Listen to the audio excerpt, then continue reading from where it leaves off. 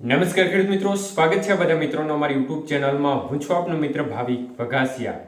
તો મિત્રો, ખાસ કરીને આ વિડીયોના માધ્યમથી આપણે વાત કરવાની છે સિસ્ટમની હાલની સ્થિતિ શું છે અને આવનારી 24 કલાકની અંદર હજી કયા કયા જિલ્લાઓમાં ભારે વરસાદની સંભાવના રહેલી છે. સંપૂર્ણ માહિતી વિડીયોમાં જોશું. તો જે પણ મિત્રો નવા હોય તે ચેનલને સબસ્ક્રાઇબ કરી લેજો.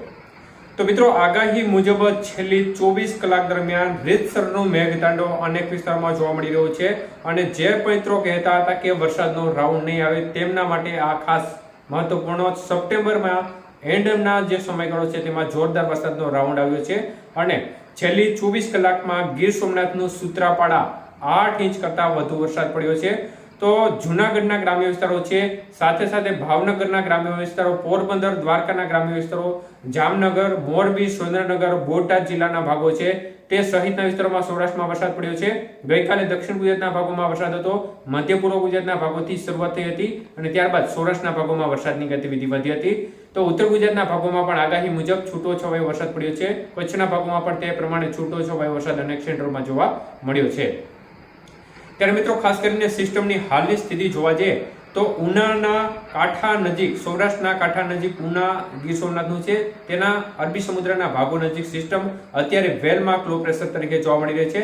સિસ્ટમ હવે થોડી કલાકોની અંદર વધુ નબળી પડશે, લો પ્રેશરમાં ફેરવાશે, પરંતુ હાલની શક્યતાઓ પ્રમાણે સિસ્ટમ આ લોકેશન ઉપરથી ફરી સૌરાષ્ટ્રની અંદર એન્ટર થાય તે પ્રકારની શક્યતાઓ દેખાઈ છે અને ત્યારબાદ તે સિસ્ટમ ફરીથી આગળ વધી અને રાજકોટના ભાગો પરથી જામનગર નજીકથી ફરીથી અરબી સમુદ્ર તરફ જવાની શક્યતાઓ છે. તો આ પ્રકારની લેટેસ્ટ અપડેટ મુજબ અત્યારે શક્યતાઓ જણાઈ રહી છે. અત્યારે મોટા ફેરફાર થવાની શક્યતાઓ એ માટે છે કે અરબી સમુદ્રમાં જ્યારે સિસ્ટમ જાય ત્યારે તેનો કોઈ અંદાજો, કોઈ સિસ્ટમ કે કોઈ મોડેલો સ્પષ્ટ રીતે લગાવી શકતા નથી, પરંતુ અત્યારે આ મુજબની શક્યતાઓ દેખાઈ છે. આ મુજબ થશે તો હજી સૌરાષ્ટ્રના ભાગોમાં, ખાસ કરીને દક્ષિણ પૂર્વ સૌરાષ્ટ્રના ભાગોમાં ભારેથી અતિશય ભારે વરસાદની શક્યતાઓ અનેક સેન્ટરોમાં રહેશે. તો ખાસ કરીને આજને વરસાદના વિસ્તાર વિશે વાત કરીએ તો તે પહેલા બંગાળની ખાડીમાં વધુ એક સિસ્ટમ આકાર લઈ રહી છે અને એ સિસ્ટમ છે તે 1 તારીખે ફરી એકવાર વેલમાર્ક લો પ્રેશરમાં ફેરવાશે. આવતીકાલે એ સિસ્ટમ છે તે લો પ્રેશરમાં ફેરવાશે. તો આ સિસ્ટમ અસર કરતા રહેશે કે નહીં તે બાબતની અપડેટ આગામી દિવસોમાં આપીશું. હાલ આ સિસ્ટમની ખાસ કોઈ મોટો ખતરો જણાતો નથી, પરંતુ એ સિસ્ટમને અવગણવી પણ નકામી છે, એટલે સાવ અવગણના કરવી પણ ભૂલ ભરેલી છે. જો કોઈ સ્થિતિ એવી હશે તો ચોક્કસપણે એ બાબતની પણ અપડેટ આવશે, પરંતુ અત્યારની સ્થિતિ પ્રમાણે જોવા જઈએ તો આવનારી 24 કલાકમાં સૌરાષ્ટ્રમાં હજી રાજકોટ જિલ્લો છે, જૂનાગઢ, ગીર સોમનાથ જિલ્લો છે, ગીર સોમનાથને લાગુ અમરેલી જિલ્લાના ભાગો છે, તેમજ પોરબંદર, દ્વારકા અને જામનગર જિલ્લાના ભાગોમાં હજી પણ મધ્યમથી ભારે અને કોઈ સેન્ટરમાં અતિ ભારે વરસાદ જોવા મળી શકે છે આવનારી 24 કલાકની અંદર. જ્યારે મોરબી, સુરેન્દ્રનગર, બોટાદ, ભાવનગર સહિતના અમરેલી જિલ્લાના અન્ય વિસ્તારો છે તેમાં છૂટો છવાયો વરસાદી માહોલ જોવા મળે, પરંતુ ગઈકાલ કરતા વિસ્તારમાં જે વરસાદનું જોર ઓછું થાય, ઘટે. તો આ પ્રકારની શક્યતાઓ દેખાઈ રહી છે. દક્ષિણ ગુજરાતના ભાગોમાં પણ વરસાદનું જોર ઘટશે, છૂટો છવાયો વરસાદી માહોલ છૂટાછવાયા ભાગોમાં જોવા મળશે. સિસ્ટમ નજીક છે એટલે એ ભાગોમાં પણ જે સિસ્ટમના પૂંછડિયા વાદળો હોય છે તે ફરતા હોય છે, જેને કારણે ત્યાં છૂટો છવાયો હળવો મધ્યમ વરસાદ ચાલુ રહેશે.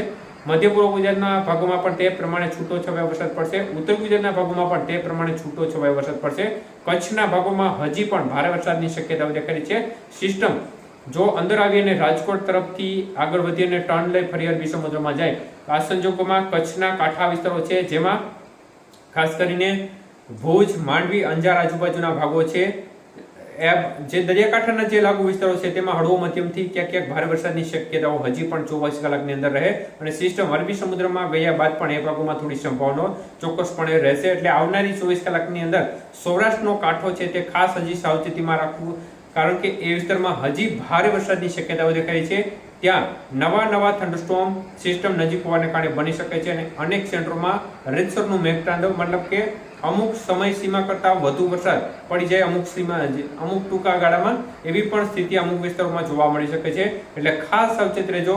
ગીર સોમનાથ જિલ્લો છે તે રાત્રિથી જ નોન સ્ટોપ વરસાદ ચાલુ છે. જૂનાગઢ જિલ્લાના ગ્રામ્ય વિસ્તારો છે તેમાં પણ રાત્રિથી નોન સ્ટોપ વરસાદ ચાલુ છે. પોરબંદર, દ્વારકા જિલ્લાના ભાગોમાં પણ ખૂબ સારામાં સારો વરસાદ રાત્રિથી જોવા મળ્યો છે અને ગઈકાલે લગભગ સૌરાષ્ટ્રના મોટા ભાગના જિલ્લાઓમાં વધઘટ સાથે વરસાદ પડ્યો છે. કોઈ એવો જિલ્લો બાકી નથી કે જ્યાં સાવ વરસાદ, જિલ્લાના એક પણ ગામવાડામાં સાવ વરસાદ ના હોય તે પ્રકારનો વરસાદ એટલે આમ જોવા જઈએ તો સાર્વત્રિક વરસાદ સૌરાષ્ટ્રના તમામ જિલ્લાઓમાં પડ્યો છે ગઈકાલે અને દક્ષિણ ગુજરાતના ભાગો છે તેમાં પણ સાર્વત્રિક વરસાદ પડ્યો છે. મધ્ય પૂર્વ ગુજરાતના ભાગો છે તેમાં પણ મોટા ભાગના વિસ્તાર કવર થઈ ગયા છે, પરંતુ ઉત્તર ગુજરાતના ભાગો છે તેમાં વરસાદના વિસ્તાર ઓછા, જે આગાહીમાં આપણે અગાઉ પણ શક્યતાઓ વ્યક્ત કરી હતી તે મુજબ ઓછા રહ્યા છે અને કચ્છના ભાગોમાં હજી સારી શક્યતાઓ દેખાઈ રહી છે. આભાર.